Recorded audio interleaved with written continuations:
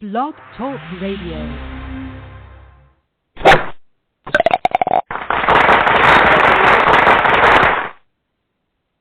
Well, good evening, everybody, and welcome to Golf Talk Live. I'm your host, Ted Odorico, and got a great show for you tonight. It's obviously December the 12th, 2013. We're getting down close to the wire to Christmas, and I know everybody's eager and excited to get into the holidays, not just to take time off work, but obviously to enjoy some cheer and that with family and friends. So I know we're all looking forward to that and looking for a little break. Just to remind everybody, speaking of Christmas, excuse me, next week, December 19th, is going to be the last show of 2013 for Golf Talk Live. We're going to take a 2-week break, and then I'll be right back at it on January 9th with a guest at that time, and then we'll pick up for the 2014 season. So just to let you know, tonight and December 19th will be the last shows of 2013.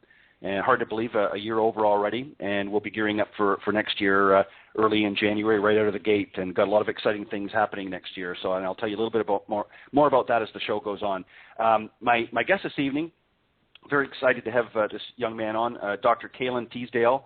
He's a sports and family chiropractor and also a PGA of Canada professional, as well as he's also TPI certified. We're going to talk to him in just a second. I'm going to bring him out, but I just want to remind everybody that's tuning in live during the broadcast that any time during the show, if you want to call in and either speak to myself or the guests, or just to say hello and offer some questions, we're certainly more than excited to do that for you. And you can certainly call into the program. The main number is area code 646-716-4667. That number again is 646-716-4667. And if you're a little bit shy and don't want to call into the program, but you want to send a question in, you can do that by sending it to me at ted.golftalklive@gmail.com, and I'll certainly read it live here over the air. Also, I would really love it for those of you that do a lot of Facebooking to go onto Facebook and visit the Golf Talk Live page. It's at www.facebook.com/Golf Talk Live blog. Make sure you spell out Golf Talk Live blog and throw a few likes my way. I appreciate it. And, of course, we'd be remiss if I didn't add the Twitter guys in there. I want to thank all of those that have been following me on Twitter the last few weeks since I've been plugging it profusely here on Golf Talk Live. I've been probably had in the last 3 or 4 weeks, probably had 100 new followers at least jump on the Twitter bandwagon here. So I appreciate that. And my Twitter handle, of course, is Ted and Buck CEO. That's Ted and Buck and then CEO spelt in caps. Also, I want you to visit the Golf Talk Live website, and it's at www.golftalkliveblog.com. And there's some great things on there. And I do apologize under the guest scheduling. I still haven't decided how I'm going to do that there. So as it stands right now, it's kind of a blank form. Obviously, I'm announcing it here on the air every week, but I am going to do something. I just wasn't happy with the format that I had there, so I haven't really been utilizing that. So bear with me. I'll have it up and running and properly here in 2014. But make sure that you visit under the book tab and also under the products tab. There's some great books of guests that have been on the program this past year, and I've provided the links as well. So if you want to purchase the book, make some great Christmas gifts, go on there. Had some fabulous books that were written by some of the guests that were on Golf Talk Live. And also under the products, we've got some great products, one you'll hear about a little bit later in the program. But before I take up too much more time here, I want to bring out my guest this evening. Welcome to Golf Talk Live, Caolan. Thanks very much for having me on the show, Ted. Big fan of the show, and great job with Billy Casper. I thought that was a great broadcast. Yeah, well, thank you. First off, I really appreciate that. I had a lot of fun. Billy was, as I've said to just about everybody that would listen, Billy was a fantastic person to have on the program for a number of reasons. Number one, obviously, he's a legend and has done some great things for golf over the years. But he's really a great humanitarian, just a wonderful man, and I just had a pleasure. And it's not too often that you get, somebody willing to spend as much time as he did on the program. So I certainly feel blessed that I had him on here. And he's actually going to be coming on in the new year, probably a couple times more. Early in the year, he's getting ready. The product that he's involved with, 9-Iron, they're getting ready to launch another new product. And, of course, he's going to be involved with that. I think he'll spend a few minutes there. But then he's also going to be coming back, Caolan, in, I believe, either March or maybe April. He has a charity tournament in May in San Diego for Billy's Kids, which is his foundation, and he's going to be coming on and talking about that. And I think he's going to be joined by his daughter who is involved with the Billy Casper Foundation as well as his business, and I think one of his sons, one of his many children, who's also involved with it. So I'm really looking forward to having Billy back. But tonight we're going to talk with you, Caolan, and we're going to help some people out with not only their golf game, but we're also going to help them out a little bit in your area of expertise, which is, you're a chiropractor, so you want to help them with injuries and things like that. So before we start, let's just get a little bit of background on you. First off, how did you get started in golf, and obviously as a chiropractor? Yeah, sure. I actually grew up playing golf. I was fortunate enough to live in Coquitlam, D.C., up in Canada up here. And the golf course was literally about 10 minutes away from my house, and started playing when I was about 6 or 7. And luckily enough, Westwood Plateau in Coquitlam had a great junior program. Started out with there, and then got involved in some really good amateur tournaments. And when I turned 16, that's when I started really working in the golf industry at Westwood Plateau. And as things progressed, actually, I suffered a pretty bad back injury, back and shoulder, pretty much from doing, overactivity, too many hours in the range, too many hours playing. Yeah. And luckily enough, there was a member at a course who was a chiropractor. And I knew nothing about chiropractic at the time or what they could do, but I was pretty desperate at that time to get back on the links with my friends. So what happened, I went and saw him, and within about a month, the pain was pretty much gone, and I had a lot more range of motion and was driving the ball a lot further.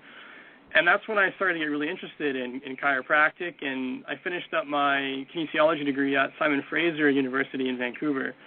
And then after that, went over to Toronto, Ontario, to the Canadian Memorial Chiropractic College, where I finished up. Right. And during all that, I turned professional, the CPGA up here in Canada, and taught at a course called Angus Glen Golf Club, where we hosted a couple of Canadian tours up there. And oddly enough, returned to BC, and now I work with my chiropractor. And we treat a lot of golf-related injuries, work with a lot of local golf courses, but also have a family practice as well. And I also still teach as well. Our golf season is a little bit shorter in Canada, to say the least. Usually start off in April or so. So I most of the time I'm at the office dealing with patients. Yeah, and of course the regular listeners into the program know that I'm a fellow Canadian, so I know exactly about the cold winters, and in Ontario it's pretty much the same thing. Come April, you're actually getting what a lot of golfers refer to a members bounce. We just called it hitting off hardpan in the winter months, because the ground was still a little bit frozen. It didn't really start thawing out until May. And then, come late October, early November, it starts, getting cool again here. I think it's actually a little bit earlier for you. I think the West usually get, if I recall off the top of my head, I think you guys got a little bit of a winter blast before we ever did. But, it was pretty gosh darn cold, let me tell you. Yeah, there's some good white stuff on the ground right now. So not very many people are playing golf these days up here. Yeah, it's...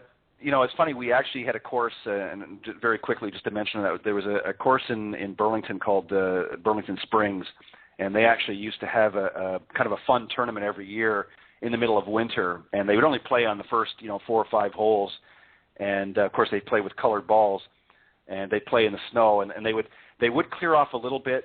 They clear off the green, of course, and they clear off some of the fairway. But man, I'll tell you, your hands would just be numb by the time you got to about the second hole, because it was. Yeah, it's just. I played it one year and I never did it again. It was just too cold. But and that's one of the reasons why I came down to Florida. I just like you, I enjoy golf, and of course I teach as well, and. I just like the full season, and so I decided to venture on down here to Florida. But let me just go back for a second, because I want to ask you about that. You indicated here just a moment ago that you were injured, and this is really what sort of led you into the chiropractic field. How did you injure? You said that from practicing a lot and playing a lot. What are some of the common injuries that you come across?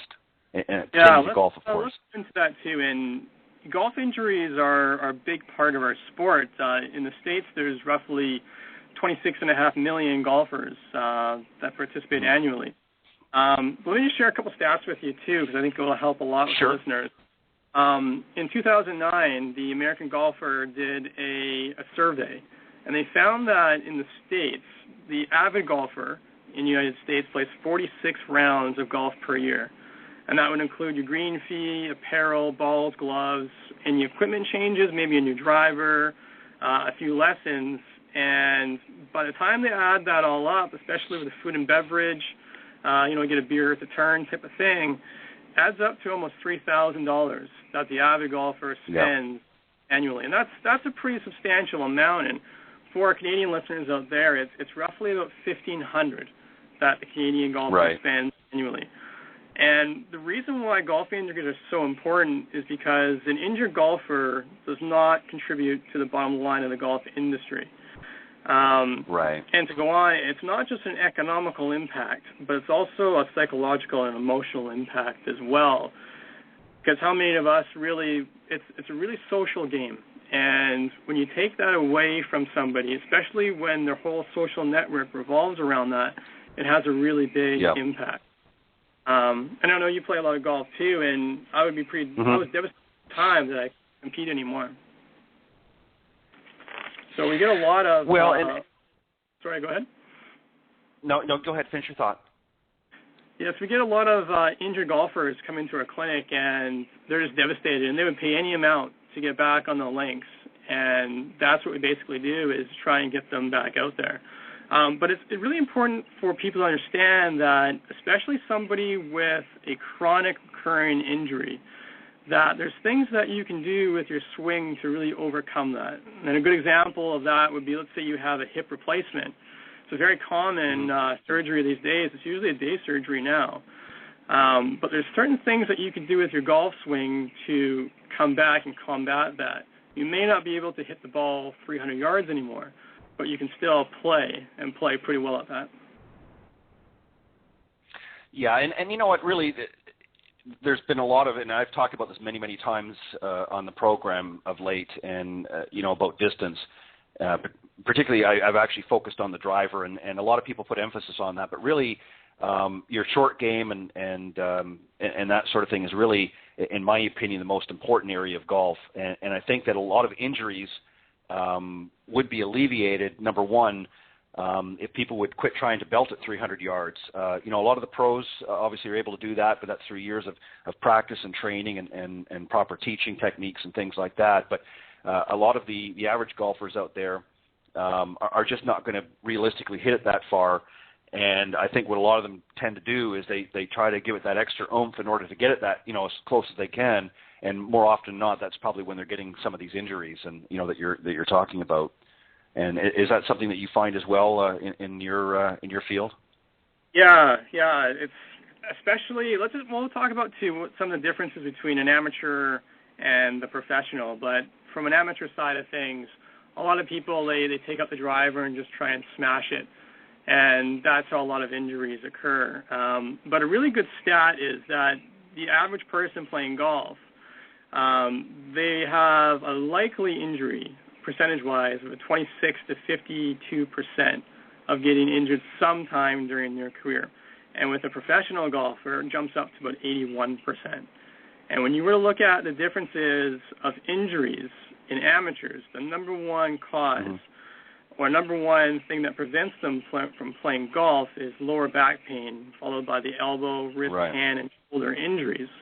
When you compare that to a professional golfer, and when I say professional golfer, that's the player on tour. That's not the club professional. Just want to make a distinction with that.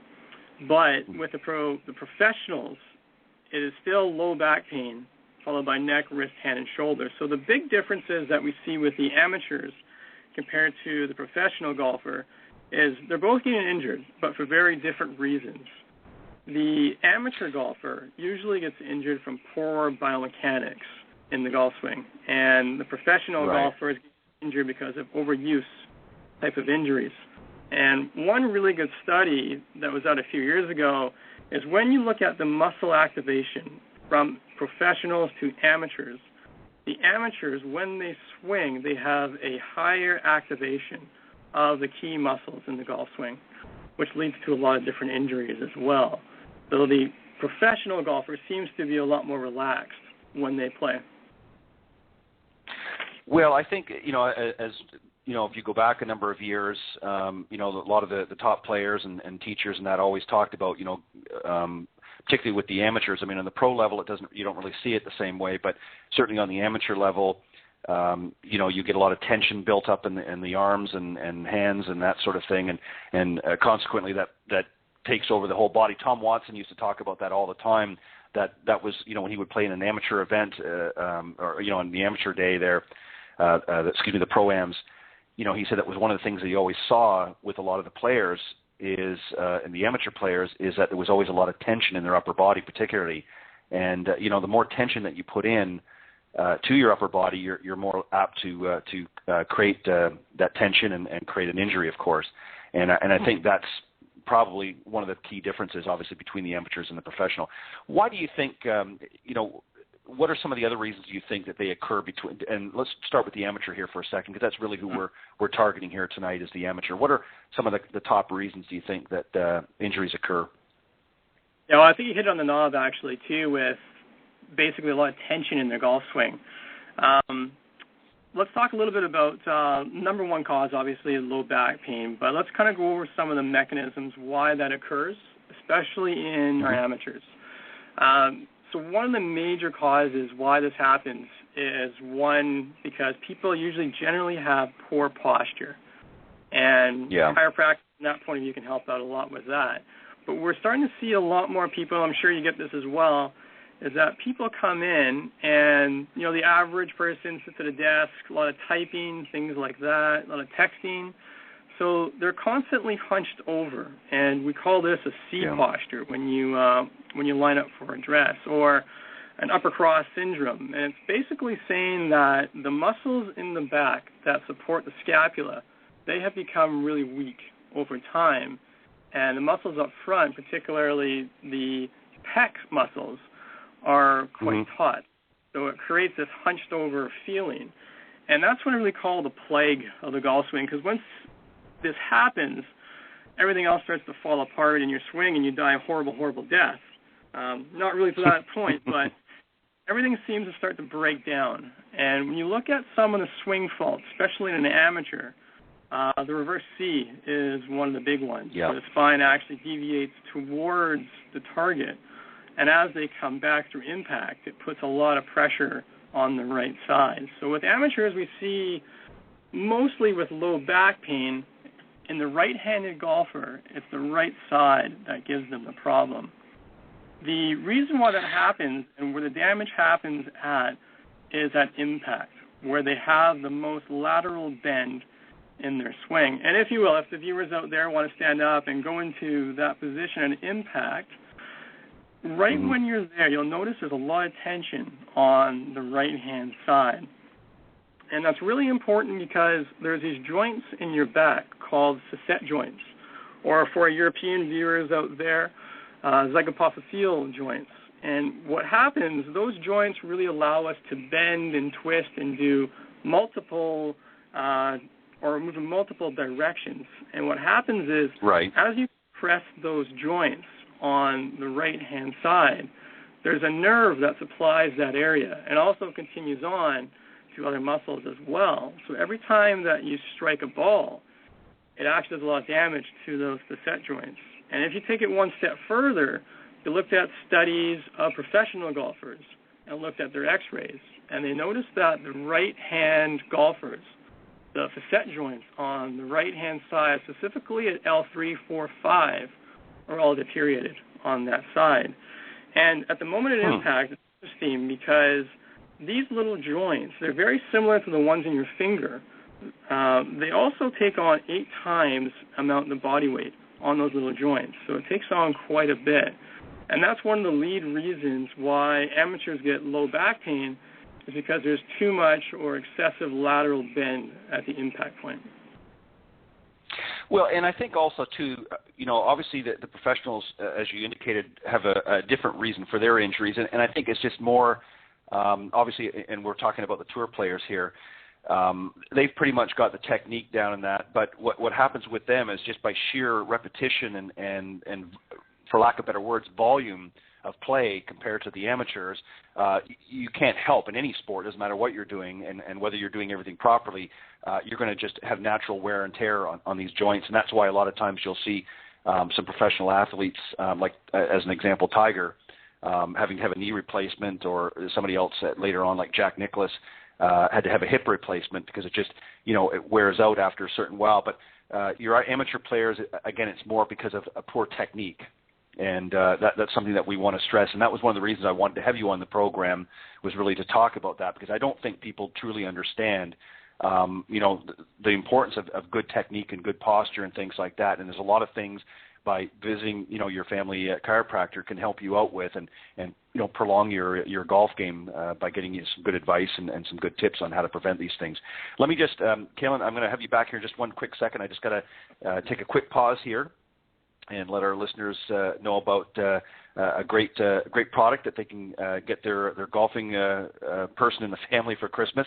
And we'll be right back with some more questions and answers with my special guest tonight, Dr. Caolan Teasdale. Hang on there, Caolan. I'm good.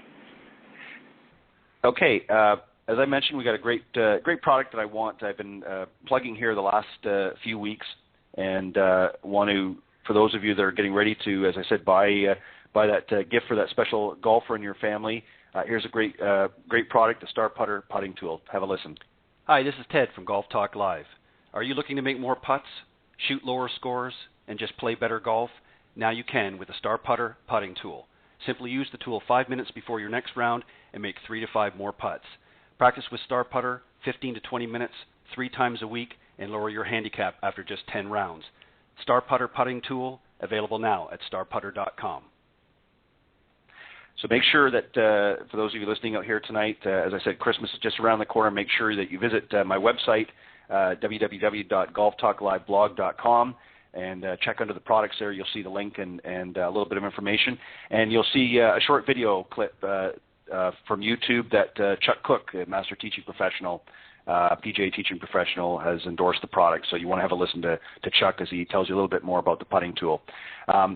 Also, too, just a reminder to the listeners out there that next week, December 19th, is going to be my last show of 2013, and I'm going to have a special guest joining me that evening, Barbara Gustat, who is the CEO and president of the Women's Golf and Travel Concierge, which is a new venture that she's going to be launching actually at the PGA show in January of next year.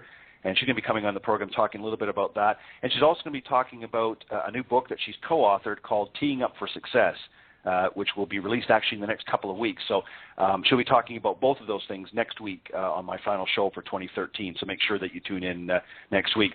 So, Caolan, excuse me. Let's go down the a little bit further down here. I don't want to quite get off the amateur and professional spot here quite yet. What are some things? Let's talk about first some of the things that each of them can do. What are some of the things that are good for amateurs to do to sort of help prevent some of these injuries, and then we'll address the professionals again. Some of the things that are available there. Let's talk about that. Yeah, sure. Let's. So basically, there's the top 5 things you can do to stay healthy on the golf course, whether you're an amateur or professional alike, but specifically for the amateurs.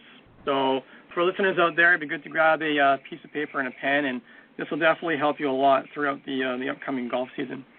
So the first thing that is lacking in most amateur players is a warm-up and a cool-down. And, how many times have we seen it that, we're late for a tee time, we're rushing to the first tee. We've been there before. Yep. And the first club generally we take out as a driver, and they just, go at it and try and smash it. And that's where a lot of injuries do happen as well. And one of the big questions that we get is, what should we do to warm up? What should we do to cool down? And there's lots of good programs out there. But I'll just share a really good study that was done a couple of years ago between static stretching and dynamic. And the difference is with dynamic stretching, really you're increasing the range of motion through movement when you're warming up compared to the traditional hold the muscle and stretch for the 30 seconds. And what they found with college athletes, what they did is they took half of them and said, I want you to statically stretch. The other half did dynamic, and they hit 10 balls after that with a driver. 2 days later, they switched groups. And what they found was the group that statically stretched, so the group that held the muscle for 15 seconds or 30 seconds, had a decrease in distance of about 15 yards and were 2 yards less accurate, and the swing speed decreased 3.5 miles per hour. And it's pretty significant. It was just one study that was published. I'm looking forward to more that comes out, but for sure the warm-up and cool-down is a really important aspect of our game, and it's one of the big things that people can do to stay injury-free on the golf course. Well, and also let me just stop you there for so we can just touch base on that. It really works out in any physical activity. I mean that's very important, obviously for golf, but that's why a lot of fitness instructors will emphasize the same thing in a fitness regimen. If you're going to go work out at the gym or something to that effect, they always talk about the warm up and the cool down. And the same thing obviously is going to apply in the golf game. And you're right. You hit it right on the head. I can remember going back, and especially in Canada, as we talked about at the beginning of the program, with having some cooler months around, unlike down here in Florida, where you have a warmer climate to work with. If you're playing early spring or late fall in Canada, failing to do those warm-ups particularly, you're playing with cold muscles, and that's a sure sign that you're going to sustain an injury, and I think that's something that's really, really important. I mean, it's important for everybody, but particularly if you're in a situation like that where maybe you've got a cooler climate, some spring or late fall golf, you want to make sure that you do that warm-up, and then, of course, as you indicated, you want to cool down as well. But certainly a great point for number one. What's number two? So number two is probably one of the most big important things an amateur could do, is that's take a golf lesson. There's a lot of great PGA, CPGA pros out there, and our education is coming a lot better. We're doing a lot of great things with some of the technology as well. And the more biomechanically sound the amateur golfer is, the less likely they're going to get injured. So that's really a no-brainer. And to do that, talk to your local PGA, CPGA pro, and take a couple lessons, because it'll definitely help out this golf season. Yeah, and that's a great point as well. I was very fortunate. When I took up, much like you, I took up golf at a very early age. Really started to play a little bit more prominently when I was about probably 7 or 8. And my father, who was an extremely good golfer, certainly wasn't a teacher, but just had a phenomenal game. Where he learned his game, I have no idea. But he was just a great golfer, and actually. If it hadn't been, and I guess if he had been in today's times with the technology out there, he might have been able to avoid this. But he had sustained an injury as a result of, funny enough, downhill skiing in Canada. And otherwise, he was good enough that he actually probably at that time could have made it into the pro circuit. He was that good. And he taught me the basic fundamentals of golf, and just talked to me in that day, sort of the important things that you really needed to focus on. And I really pretty much, for the most part of my life, I did take some lessons, but for the most part of my life was really self-taught. And then, of course, at a later point, I went and worked in the professional end of it, and became an instructor in that. But nowadays there is so much available. And, if you want to, particularly if you're a beginning golfer, gosh, that technology is there now, and there's some phenomenal instructors out there, to take a lesson with, and they're literally all over the globe. So really, all corners of the globe here for you to take a lesson. So there's no excuse. And I strongly, as Caolan has just mentioned, suggest as well that you go out and take a few lessons before you get out and play. How about number three? Sorry, go ahead. Just with number three, people's golf bags. It's amazing, especially the cart bag, how much people put in there, or even the stand bags. People got 24 balls, 4 pairs of gloves. So packing it light is really important, and especially if you are taking a pull or push cart. I think the pull cart was misnamed. It should really be a push cart. A lot of people bag on it and drag it, all over the golf course, and that load or that twist puts a lot of pressure to the lower back. So I really encourage people, if you're going to push your cart, to put it at the very front and keep it as close as possible to your body. And another thing, too, is if you are taking a golf cart, you're less likely to get injured, too, if you are the driver, actually, because you are basically anticipating the bumps and the sudden stops.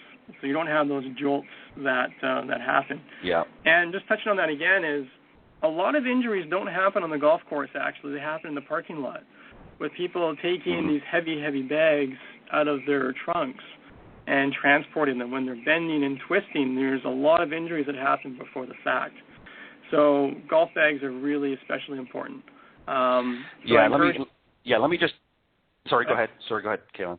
I just encourage you to look at what's in your bag and if you really need it for that day. Yeah, let me just add to that and share kind of a story that I did years ago on the golf bag. I remember TaylorMade, this is going back probably about 20 years ago now, and I remember walking into one of the local courses and I played quite frequently, and TaylorMade had just made a change in style and came out with this great new staff bag. And this is when they were still playing with the really big staff bags. Now they've downsized them considerably, but this was one of the big ones. And I thought, come heck or high water, I was getting me one. And sure enough, I worked up the nerve and paid it. And it was about, probably at that time, I think it was about $400 or $500. And I got it out in the parking lot, and just like you said, I loaded it up, had 2 or 3 dozen golf balls in there, a bunch of things. And the first day that I went out and played, and I slung that thing over my back, and I thought to myself, I got to be nuts, because I used to enjoy walking a lot, and and those big staff bags don't fit well on the back of golf carts like the newer ones today.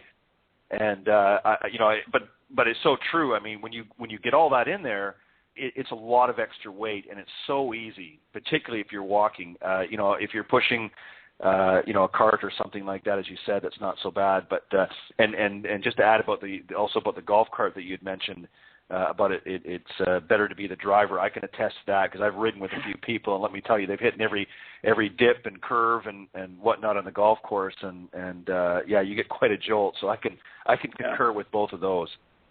Especially if there's a few pops or alcohol involved in that, things can change pretty drastically. Yeah, I'm sure. Okay, how about number 4? So I just got ahead of myself there. The being the driver in the cart was number 4, and the last point, number 5, equally as important too, is see a chiropractor. Lots of great chiropractors down in the States, as in up in Canada. But what we really do as a chiropractor, for those people that don't know out there, really we're a spine and nervous system expert. And we make sure that, especially with the facet joints that we spoke about earlier, sometimes fluid can build up in those joints and require more movement. And that's really what a chiropractor does, is create more movement in the spine so that people can function optimally. And especially with our golfers with the wear and tear, it's really important to prevent degenerative arthritis, things like that, so that they can function not only in the golf course but in life as well. And what are some ways that we can prevent some of these injuries? What are some preventative measures? I know we've talked a little bit, throughout the program, but what are some key things? And obviously, we're focusing on the amateurs here. The pros obviously do a good job already, but what are some of the amateurs? Obviously, we know what some of the mistakes are, but what can they do as a preventative way to help? Yeah, I think the warm-up and cool-down is probably the single most important thing, and it's actually I've got into a little bit more of the golf injuries and called a lot of the local pros just to see what they are seeing these days with some of their athletes. And specifically in amateur golfers, we're starting to see a lot more disc-related injuries, so a lot of disc herniations. And the viewers out there, basically there's the spinal disc if you have it, and in between that, it sits between the calcaneus bones in the spine, or spinal bones. And what happens is if there's a lot of pressure on those discs, they're kind of like pressure absorbers, they can actually squeeze out, and it places a lot of pressure on the spinal nerve, which goes down the leg, and you get this serious pain and causes a whole bunch of other issues. It's kind of like a jelly donut. If you were to squeeze a jelly donut, the jelly comes out. Same type of principle with this one. But the most common cause of a disc herniation in a healthy disc is, again, lateral bending combined with compression and torsion, and all of which are components of the golf swing. And we're starting to see a lot more of these type of injuries, especially in younger athletes that we haven't seen before. And most of the time, the average person, we see it in 20 to 40. That's really the age category of disc herniation. Don't see it after the age of 40 so much because there's not that much disc left in between the spinal bones that herniate. But with the emergence of some of the fitness programs, I know TPI does a really good job of it as well. But there's a new one that just came out. CrossFit is pretty big up in Canada. I'm not sure about down in the United States. So they incorporate a lot of Olympic lifting and kettlebell activity. And I'm not a fitness expert or guru, but if I wanted to injure a healthy spine, what you would do is load it and ask the person to lift and twist. So we're seeing a lot of injuries in our younger athletes, even up to up in the 30s. I had two people recently this golf season just call me up and say they can't participate in lessons because they had a disc herniation. And it's not, let's get it out and it's a 2-week thing. We're talking about 4 to 6 months from a disc herniation. Yeah, and especially, as we've mentioned here throughout the show, up in Canada, having a shorter season, unlike down here in Florida and some of the other southern states, to be out 4 to 6 months, that's pretty much your season. Yeah, and, for sure. Especially if you happen out early. Let me ask you real quick here, just for those of you, before I go into this question here, Caolan, let me just remind the callers, the audience here, that you're listening to my special guest, Dr. Caolan Teasdale. He's a sports and family chiropractor and a PGA of Canada professional. He's also TPI certified. And we're just talking really about some of the things that he's faced with, day in, day out, that he sees not only as a golf professional, an instructor, but also as a family chiropractor. Some of the injuries that can pertain to the golfer out there and some of the things that we can do. Let me ask you, Caolan, in addition to obviously, poor posture and some of the other things in the setup, how much does somebody's physical, what's the word? I want to be polite about this, appearance. In other words, if somebody's a little heavier than maybe they should be, and I don't want to use the word obese, but let's say you've got a situation where somebody, especially with men that have a little bit extra up front here, on the stomach, how much of a factor does that play in the injury as well? Yeah, actually, there are some good studies on that basically screened out the health of most golfers. And some of the foundings behind some of that was if you have a BMI, and BMI, again, is just a rough estimate of your overall health and kind of a screener for cardiovascular disease. If you have a BMI over 26, again, it depends on the age of the person and height and weight. But if you're over 26, that puts you at a higher risk for back injury. And also some of the findings, too, if you had a back injury previously to golf, you're more likely to sustain another injury as well. So there are some pretty good physical characteristics that play a role in that, too. Especially in the younger golfers that we're getting to them a lot younger. So we're trying to reinforce or emphasize fitness is a really big aspect of the golf game. I think Tiger did a really good job of doing that as well. And put in for TPI, too, because they seem to be doing a really good job with that, too. It's just with some of the exercises that are being prescribed. Again, I don't have a problem with the exercises, but I question some of the people who are prescribing them and why they're prescribing them, especially with some of the Olympic lifts. Right. But getting back to it, there's a whole gamma that can pretty much screen a golfer, and with pretty high accuracy, you can tell if they're prone to some of the injuries. BMI just being one of them. Yeah, the reason why I asked that is obviously, even though we're fairly health conscious in some ways today, there's still a lot of people out there that don't maybe take as good care of themselves as they should, and I see it out there in the golf course, and maybe they're not as fit as they could be. So obviously, I know that's an obvious area that's going to affect their golf game, But when you're seeing people that may be carrying extra weight and things like that, they're of course, it's going to make them more susceptible to injury and joint pain and things like that. And then, of course, you add on that the torque and whatnot with the golf swing. Now you're adding sort of insult to injury. And I was just kind of curious your thought on that. Let me ask you something, just sort of out of context here. Speaking of injury, and it's not meant to be as a criticism to him, but it made me think for a second here. Obviously some people get minor injuries throughout the season. What are your thoughts back a few years ago when Tiger first really had some bad knee injury, and I remember he finished, the U.S. Open. How smart was that on his part, do you think? Seeing the expression on his face that he was obviously in a lot of pain.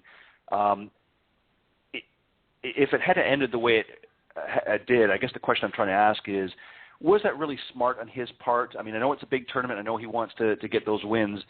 But knowing that the level of injury that he was dealing with at that point and the level of pain, was it really smart for him to continue on? Or should he have got out during that tournament? Yeah, well, actually in Tiger's book, one of the things he mentioned is his knee goes into a hyperextension, which puts a lot of tension, a lot of pressure on the ACL and the PCL in the knee.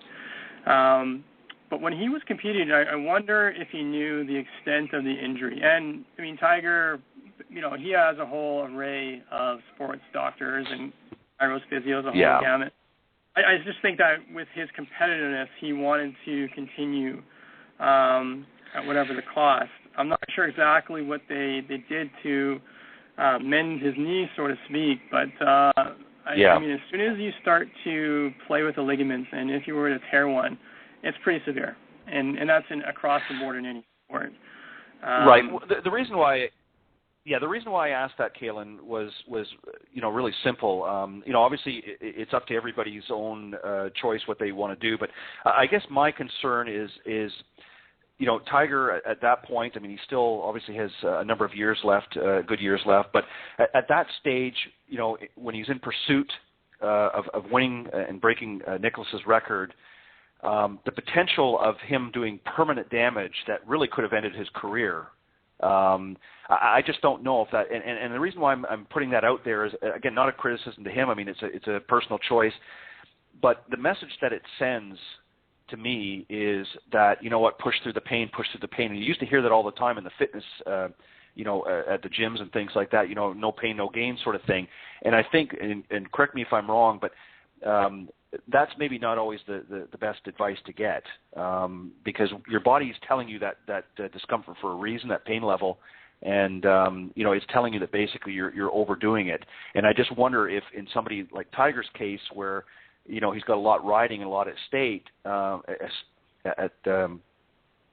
that was really a wise move on his part. Yeah, I mean, we see it all the time, and that's the no pain, no gain is kind of a big one from the 80s, early 90s. It's kind of been phased out a little bit, but we do see a lot of athletes go through this as well. And when the body feels pain, it's basically a red light or a siren that goes off that something is wrong. And part of it is athletes go through that because the adrenaline is still pumping. Maybe not so much in golf, but a lot of other sports, so they're able to push through it. And that's when a lot of serious damage can take place, especially if you have a ligament tear. That could put you out pretty much for an entire season. We see a lot with football athletes as well. Right. And I mean, off topic again too, but with football athletes, you see there's a huge problem, especially in the NHL too, with concussions. Guys that come off that are a little bit woozy and going back in, and long term it can do some pretty serious damage as well. Yeah, and that's what that's really why I brought that up. As I said, it wasn't really a per se a criticism to Tiger, but when you watched him take some of those swings throughout that tournament, especially in the final round, I mean, you could tell. I mean, a lot of people question, well, was it more for show or was he really as much, But I truly believe that he was in a lot of pain, and as you said, alluded to earlier, obviously he has a myriad of professionals around him helping him out, and who knows what they did or didn't do to help him through. But I don't know. I just sometimes wonder about some of these athletes when they get into a position like that. Especially, I mean, if it's towards the end of their career, I can understand wanting to get that last hurrah in. But when they've still got a lot of game left, do you really want it to take what could be a minor injury and continue to play and maybe make it something permanent that potentially, as I said, could have ended his career? Yeah, we see that in a lot of the amateurs too, or the junior athletes that we get. A minor injury can sometimes turn into a major one pretty quickly. And the pressure to perform is definitely there. I just wonder if anybody was there with Tiger saying, you have to stop, you have to discontinue, and he chose to ignore it or go on. It's tough to say, but it was tough to watch him compete. Yeah. During all of that, with the grimaces on his face and things like that. Well, I'll tell you, I felt some of the pain when some of those shots. I mean, I could just imagine, and it just, to me, and this is why he's where he is, I guess. But I don't know if it was me, if I would have taken that same risk, because it, literally, if it had have continued on, I'm sure without getting the proper help, he could have very well, had to end his career shortly after that. And I just don't know, given the goals that he has in mind, whether I would want to do that. And the message, as I said, that it sends to the amateur golfers that, well, if Tiger can do it, I can, push through this little, pain here. But maybe, Tiger's obviously at an elite level. He's healthy. He's a young man that's got a lot of energy and got a lot of physical abilities, where a lot of the amateurs out there aren't at his level. And, they might get that idea. And that's why, I kind of mentioned that and was just kind of curious on your input. Yeah, going back to Tiger, he's a physical specimen. I mean, some of the things that he does are just mind-boggling. But if the same injury happened in another golfer, I mean, they could have been sidelined for a long time, or it could have been a very serious career-ending injury right there. So it's kind of hard to compare, apples to oranges. But at the same point, with amateurs out there, if you do have an injury, I guess the message would be go seek help and don't. You see it a lot, too, with golfers, just day in and day out, playing through the pain, taking Advil, Robaxacet, things like that, muscle relaxants, trying to get through it, and sometimes you can do a lot more damage than what you think. Well, and a lot of times these muscle relaxants and things will allow you to continue to play, and, not realizing, even though the pain may have subsided a little bit, that injury is still there, and as you said, you could potentially do more damage down the road. And then when those narcotics wear off, you're going to feel the wrath of Khan, as it were, of all that extra play and stress that you put on the joints and muscles and things like that. But Caolan, I want to thank you for coming on. And before I let you go, just a couple things just to wrap up our segment here. It's hard to believe that we've already gone through an hour here. I want to give you an opportunity to let the people know how they can get a hold of you. You're obviously up in Canada, so a lot of those Canadians or even some of the folks here from the U.S. or around the world that might be heading up your way, they can certainly look you up. How can they get a hold of you and let them know your website as well? Yeah, sure. Website is Teasdale Chiropractic. That's Teasdale chiropractic.com. And on my website, there's lots of great information under media about recent articles that have come out, ways that you can prevent injury, what to look for. Also, if you're up this way, check us out at Westwood Plateau Golf and Country Club. We're located in Coquitlam, BC. Great place to play. We're up on top of the mountain, so a lot of great scenery up there. And also give the viewers my email as well. It's Dr. Caolan, Caolan Teasdale, Teasdale, @gmail.com. And if you have any questions, feel free to to fire me an email, and I'll get back to you right away. Perfect. Just to sort of close out this segment, Caolan, just give the listeners an idea of just maybe a couple of things, especially for those up in the colder climates in Canada and obviously the northeastern parts of the United States, some things that they can be doing through the winter to keep those golf muscles and those joints and things intact and ready for next season. I know that a lot of the northern areas and a lot of the professionals have indoor clinics and things like that and indoor facilities that they can use. But just give some ideas that what they can do to keep themselves warmed up through the winter months, maybe if they don't have a chance to get out and play down here in the south as an example. Yeah, that's a great question, actually. The winter time up here, lots of white stuff on the ground, but it's actually the best time to work on your swing and work on your game. So we have a lot of indoor facilities, heated stalls, things like that. But it's actually a really good time to spend indoors at the gym as well, especially with those New Year's resolutions rolling around. Mm-hmm. So I would like people to actually look on the website, mytpi.com. There's a lot of great certified fitness experts out there, too, that can help you work on those golf muscles. But it's a great time to get in the gym and get more active. And it's a really good time to get things prepared for the golf season before it gets here.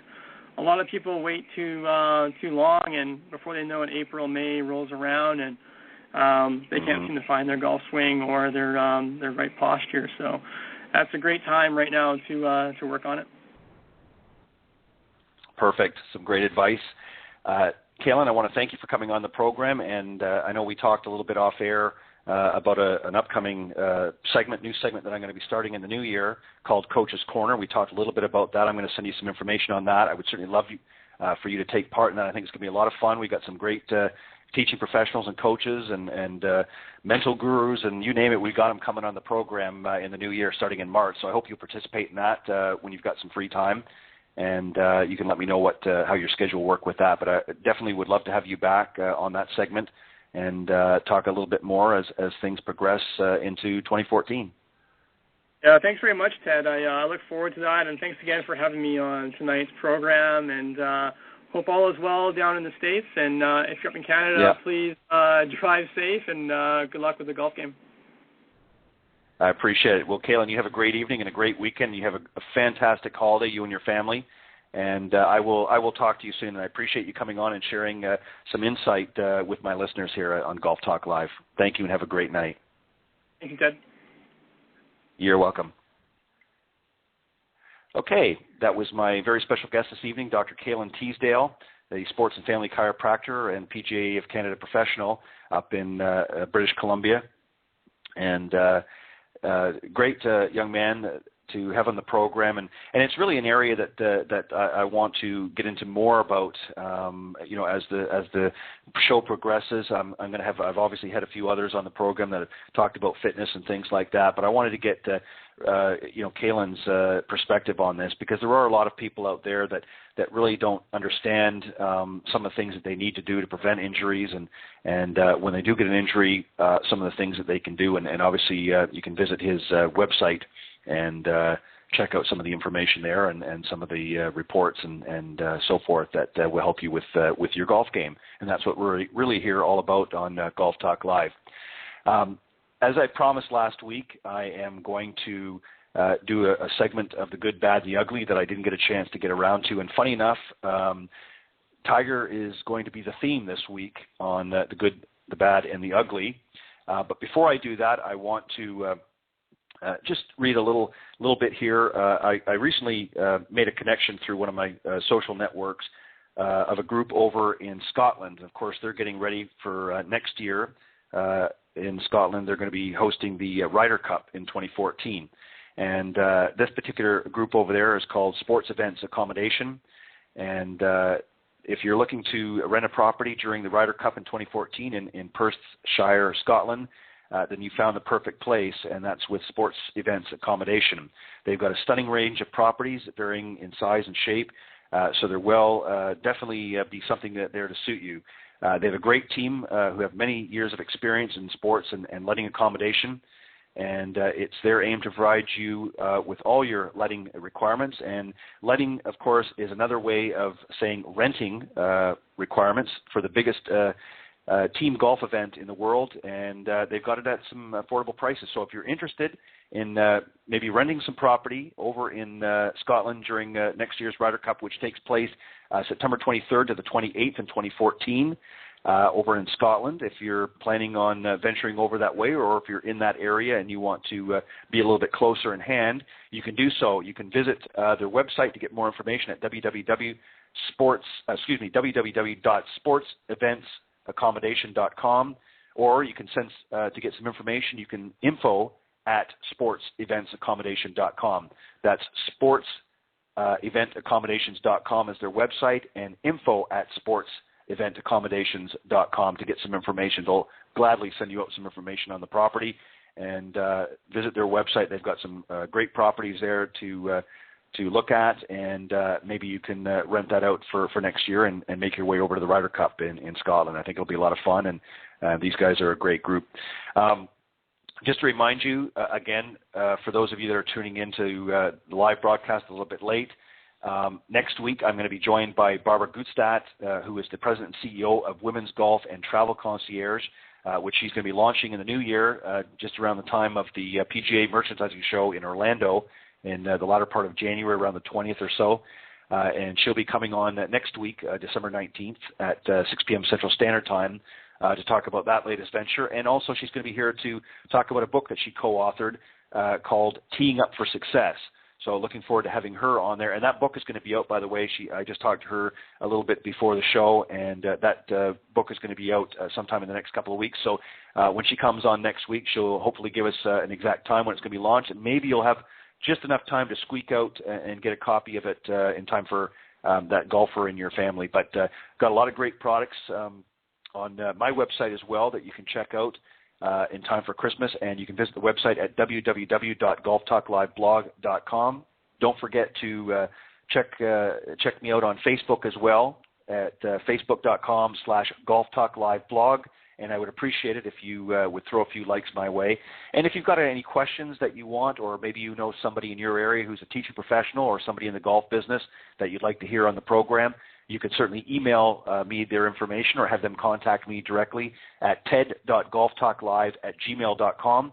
And if you want to call into the program at any time, you can call me at area code 646-716-4667, and you can talk to either myself or you can maybe talk to one of my guests that's on the program. But as promised, I'm going to do a segment tonight called The Good, the Bad, and the Ugly. I've done this a few times in the past and seem to get some good response out of people enjoy it. So as I mentioned a few moments ago, Tiger is on top of the topic, and I thought I would wrangle him in. And I'm actually going to have Tiger on all three segments of the Good, Bad, and the Ugly. So let me just start out with the good here first. Obviously, Tiger had a good year, certainly by his standard. Won 5 wins, won Player of the Year, as well as the Varden Trophy, and was the highest earner. And just to name the tournaments there for those of you that didn't watch all of it this year, of course, his first one of the year was in January of 2013, the Farmers Insurance Open. And then he followed that up in March with 2 wins, the WGC Cadillac Championship, and then, of course, he won Arnie's tournament, the Bay Hill. And I'll mention a little bit more about that in a second. But he also went on in May, won the Players' Championship at TPC Sawgrass, and of course he rounded that out in August, his 5th win of the year at the WGC Bridgestone Invitational. Now, of course, Tiger doesn't consider it to be a successful win unless he's winning majors, and he really didn't do as well as he would like. Obviously, he didn't win any majors this year. The best finish he had was at the Masters, where he tied 4th. And then subsequently at the British Open, he had a tie for 6th. But other than that, he really didn't do well in the majors at all. The U.S. Open, of course, he tied for 32nd.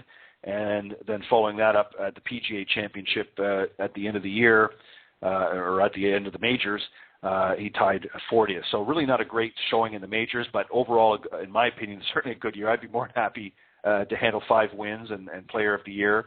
But I know in Tiger's book, that's unless he's winning majors, he's not happy. And I know he's still on quest to break Mr. Nicklaus's rack of major wins, and I know he's going to continue to do that as long as he can, and I certainly wish him luck. But not bad. I put that in the good category, of course, 5 wins. One of the other things which I mentioned about Bay Hill here in a second, but he's back to number 1, which is also in the good category. Tiger had fallen. Really the lowest point in the lowest official world ranking was number 58. Where he was down there for a little while, not very long, but he was down there for a while. It was the worst ranking that he had fallen to in his career. But with that victory at Bay Hill, he regained his number 1 ranking. He also, this year, nearly shot 59 in the second round of the WGC Bridgestone Invitational. He was really on fire at the Bridgestone. He played a phenomenal round of golf. He eventually settled on tying his career best with a 61.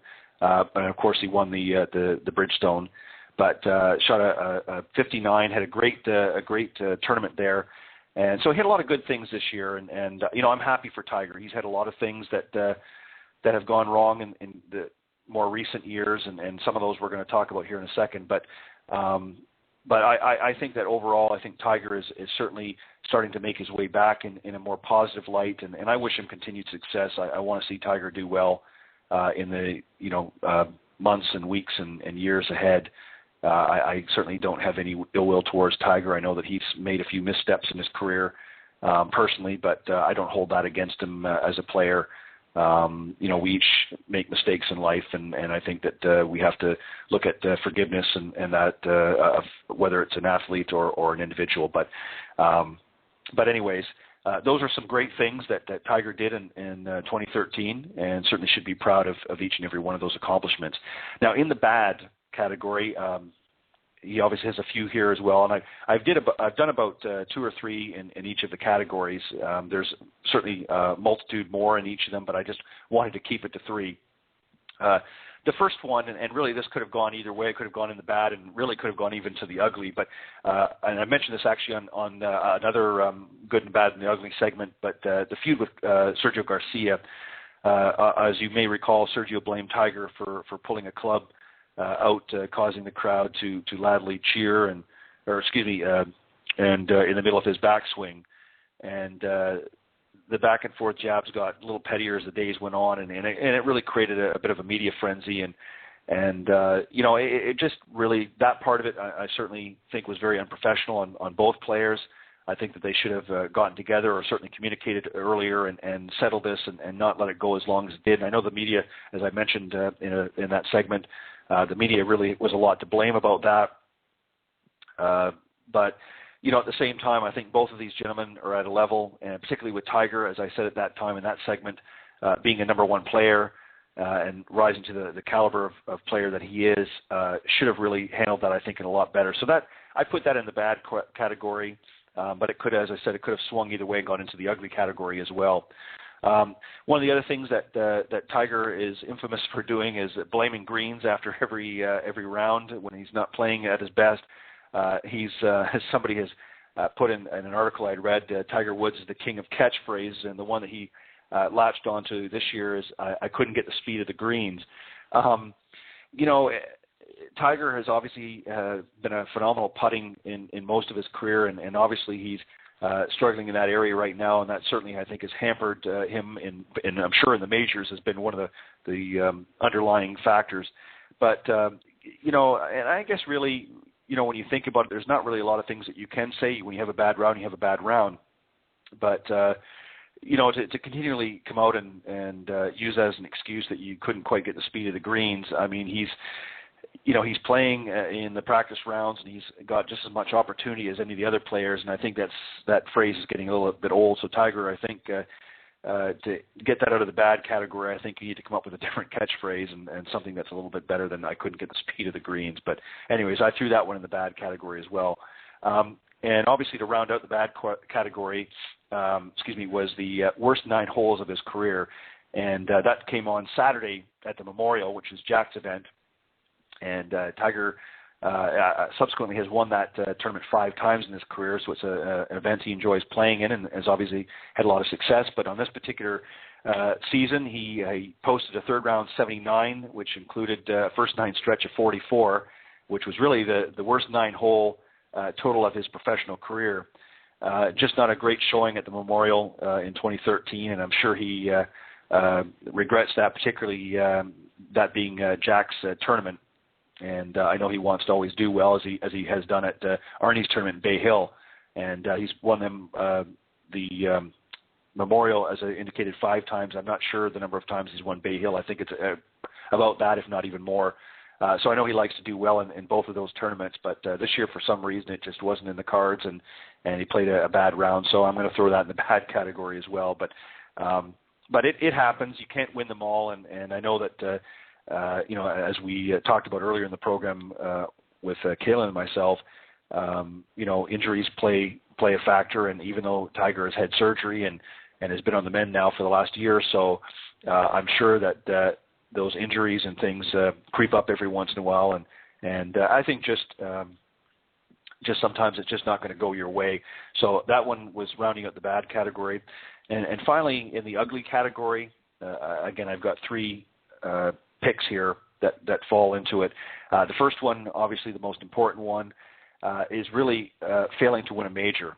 And as a lot of people have put it, Tiger's certainly not getting any younger, and he's not getting any closer. It's been quite a few years now since he's won a major tournament, he's really struggling to get closer to Jack's record. And a lot of people say, well, you just said in a few moments ago that he's won 5 tournaments. That's pretty good by anybody's standards, but certainly not Tiger's standard. Tiger, as Jack did, and some of the others, but particularly Jack, major championships were certainly the most important tournaments out there. Not that they don't enjoy winning the other ones and playing in the other ones, but really the majors is what they strive to get under their belts. And Tiger has made it very, very clear that he's diligently trying to win enough majors to surpass Jack's record and make his own record. And unfortunately, these last several years, and obviously I think a lot of it had to do with some of the issues that happened in 2009 and so forth with his personal life. I'm sure that's changed the mental framework of Tiger, and it's taken him a few years to get back. But I'm sure that he's got some more majors in him. Whether he'll ever break Jack's record or not, only time will tell. But I'm sure that he's got a few more majors in him left. And as I said earlier, I wish him all the luck, and I'd like to see him do it. To be honest, he's come a long way, and I'd hate to see him end his career 3 or 4 tournaments shy and not at least give a good run to it. He certainly did in his early part of his career, but these last few years, as I said, have really not been his best that we've seen in an earlier time. So that was in the ugly category. The next one, of course, there's been a lot of controversy this year on Tiger with some of the things that have happened, and one notably was at the early part of the season was an improper drop in Abu Dhabi, which ultimately caused him to miss the cut in his first start of the year.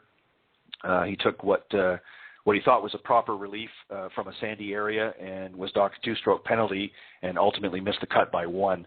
I don't know if Tiger, if it's just because of what's happened that the media is picking up on it more, whether these things have happened before and it was overlooked because of him winning all of the tournaments that he has and sort of being in the media's darling, if for lack of better words. And maybe now because he's not the shining apple that they're picking him apart more. I don't know, but Tiger certainly should know better, and I think that playing as much as he has and knowing the rules, that was really a mistake, I think. And there was some other ones along the way that he's made throughout the year that he's been caught on. And in this day and age of technology, where everybody and their brothers watching you intently through different video and so forth, it's very easy for things like that to get picked up. So I just think that these guys, especially somebody at Tiger's level, needs to be a little bit more diligent and if he's not 100% sure, take that extra few minutes and get a rules official over here and make sure that he's making the right decision. But he thought he was doing the right thing. Didn't realize that he had broken any rule, and obviously he got he got penalized for that 2-stroke and ended up missing that tournament. But again, it wasn't the Masters or U.S. Open or something of that nature, so I'm sure he didn't cry over that. But nevertheless, it was still a bad mistake. So I threw that one in the ugly. And one of the other ones that I threw in the ugly category was, of course, one of his worst ever 72-hole total at a major, and that was at the U.S. Open. Tiger Woods was 13 over, giving him a total of 293 at Merion, which was his worst, not only his worst 72-hole total as a U.S. Open, or at a U.S. Open, but also any major as a professional. So he certainly has not had not only good in majors in general, which he's always done well. Even if he didn't win the major, he always fared very well, but he certainly didn't do well this year at the U.S. Open, and it showed in reflective of his score. And I'm actually going to throw one more in here. I've talked about it before. I'm not going to go very long about it. But Tiger, obviously under the ugly category, I would have to throw in his on-course integrity. Has been brought into question a number of times, and most notably by Golf Channel's analyst Brandel Chambly, who wrote an article for Golf.com that he felt that Tiger Woods was a little cavalier with the rules in 2013, which resulted in a media frenzy and lasted several weeks. And we don't need to go into the whole story, but that was another area that really put Tiger in the ugly category. His integrity on course was brought into, as I said, into question by a number of people, but particularly by Brandel Chambly, and I don't necessarily agree with all of the comments that Brandon had made throughout the year, but I certainly can see that Tiger got a little bit testy at times, and I think that this goes back to earlier on too. There were a lot of comments when Tiger first came on tour that they felt that he was at sometimes a little bit arrogant, and I think that with all that's gone on these last 4 or 5 years in Tiger's life, that I think that sometimes you're not always going to be in top form, and I'm sure that's affected him somewhat throughout his career, particularly these more recent years. But I know that he's going to bounce back, and to end things on a good note with Tiger, let me just say this. I know that Tiger's got a lot of great golf left in him, and he certainly has been an ambassador to the sport. And as I said, despite some slip-ups in his personal life, which really should be separate from this, I mean, he is a phenomenal golfer, and I do understand some of the arguments on the other side, that when you're in that position that you need to be held to a higher standard, and I do agree with that to a certain extent, but at the same time, we all are human, and we're going to make mistakes from time to time. But I think on a good note, I think I would like to see Tiger, and I know that he will continue to do well throughout his remainder of his career, and even if he doesn't tackle the majors as he once did, and beat and surpass Jack's list of 18 majors, I know that he certainly has a repertoire that will be very difficult to meet, and I know that players like Phil Mickelson are certainly making a charge, but I would be very, very surprised if anybody for many, many years gets to Tiger's level again. So I want to see him do well, and I know that he's doing well in many other areas. I know that he's in another relationship now, and still still a family man. He's got his children that he's I'm sure dealing and enjoying as they grow older, the many fun things that fathers do. So I know that Tiger's got a lot of good things going on in his life, and I want to see him continue to do well, and I want to see him get back on top, not just as the number one golfer, but just I would like to see him dominate. I think the tour is looking for it again. I think they've wanted it for a few years and been kind of disappointed in these more recent years that Tiger just hasn't gotten up to the level that they want. And I don't think it should be up to what everybody else wants. I mean, obviously it's Tiger's game, but I would certainly root for him and want to see him do well. So that's really my segment for the good, bad, the ugly tonight was Tiger Woods. I wanted to talk a little bit about some of the things there. And I just want to remind everybody that next week is going to be the last show for 2013, and we'll be taking a short break, 2-week break for the holidays, and I'll be coming back on January 9th. But just to remind you one more time that my guest next week on December 19th, that's Thursday, December 19th at 6 p.m. Central Standard Time, my very special guest will be Barbara Gustat, the CEO and President of Women's Golf and Travel Concierge. And she'll be coming on to talk about that, and also her new book that she will be released here in the next couple of weeks that she co-authored called Teeing Up for Success. So make sure that you tune in next week. She's going to be talking about those things, and I think it's going to be some great topics to talk about. Obviously, when you're talking about golf, you can't get any better than that. So that's why I'm doing this program. And I just want to give one more quick plug to the gentleman over in Scotland here who contacted me and wanted to make everybody aware. For those of you that want to venture over for the Ryder Cup, they've got some great properties over there in Perthshire, Scotland.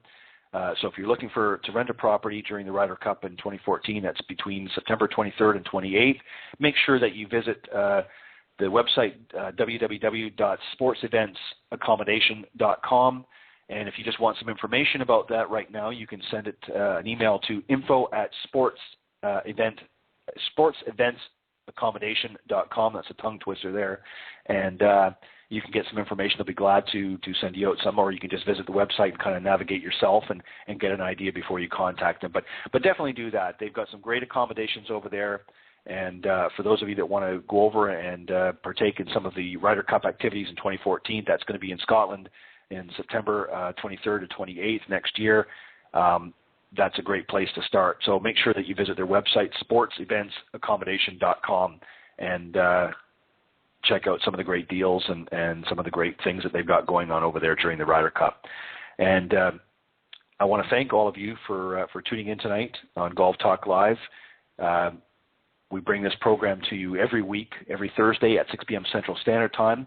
And for those of you that are tuning in for the first time, the link is www.blogtalkradio.com/golftalklive. And we're live over the internet during that time from 6 p.m. normally to 8 p.m. Central Standard Time. Sometimes I cut it a little bit shorter, but usually we go through at least till 7:30 to 8, depending on what I have planned for that evening and what guests I have lined up. And just one final note I want to mention as well, as I talked about earlier with Caolan, my guest at the beginning of the program. Starting in March, and it's going to be official on March 6th, we're going to be starting a new segment here on Golf Talk Live called Coach's Corner. So I hope that you will tune in. It's going to be a really, really exciting segment. This is going to be an opportunity for a lot of you guys to call in and ask some questions of some great teaching professionals from all over the country. We're going to have probably on average each week. This is going to be a weekly segment at the beginning of each of the Golf Talk Live programs every Thursday night at 6 p.m. Central. This is going to be an opportunity for you to call in and speak to some different coaching professionals and teachers and golf gurus and all that kind of good stuff. Give you a chance to call into the program and ask them some questions and get some help with your game. And if for some reason, if you're not able to tune into the live broadcast, if you send me an email ahead of time, and the email address that I'm going to be using for that, I'm going to be putting up on the sites, both on the general website and obviously through the social media, but I'll give it to you here in case you want to get a head start. It's questions.golftalklive@gmail.com. That's questions.golftalklive@gmail.com. Make sure that when you send your question that you include your name and where you're sending the question from, where you live, and a little bit about you if you want. And because we may be having some contests throughout the year as well, so you might get a chance to win some great prizes through some of the segments. But if you're not able to listen to the live broadcast and call in, by all means, start sending your questions in now, and I'll be more than happy to read them out live on the air and in front of our panel, and we'll try and get to as many as we can in each segment. The segment is going to be an hour long, and I'm looking forward to having some of the coaches and the teaching professionals on the program. So we're getting them all lined up right now, and that will begin on March 6th of 2014. And also a new segment that's going to be coming out is going to be on a different day, I believe, but it's going to be called The Women of Golf. And I'm going to be co-hosting that actually with a woman that many of you may know, LPGA professional Cindy Miller is going to be coming on board with me here in Golf Talk Live, and we're going to be hosting together throughout the year, and that's probably going to be starting in around a March time frame as well. I don't have the specific dates as of yet. We're still hammering out the details, but she's going to be coming on here. We're going to be talking about the women of golf and just addressing some of the issues that women face in the golf industry still in this day and age. So it's going to be a great, exciting segment. We're going to be featuring a lot of great female golf professional teachers and gurus and mental coaches and physical coaches and things like that throughout that segment. That's going to be specifically geared and targeted for the women in golf. So I want to make sure that you tune in for that. But don't forget to tune in the Coach's Corner And don't forget to tune in each and every week here on Golf Talk Live on blogtalkradio.com/golftalklive. That's Thursdays, 6 p.m. Central Standard Time at Golf Talk Live. I'm your host, Ted Odorico. Have a great evening. God bless everyone, and have a great weekend. We'll talk to you next week.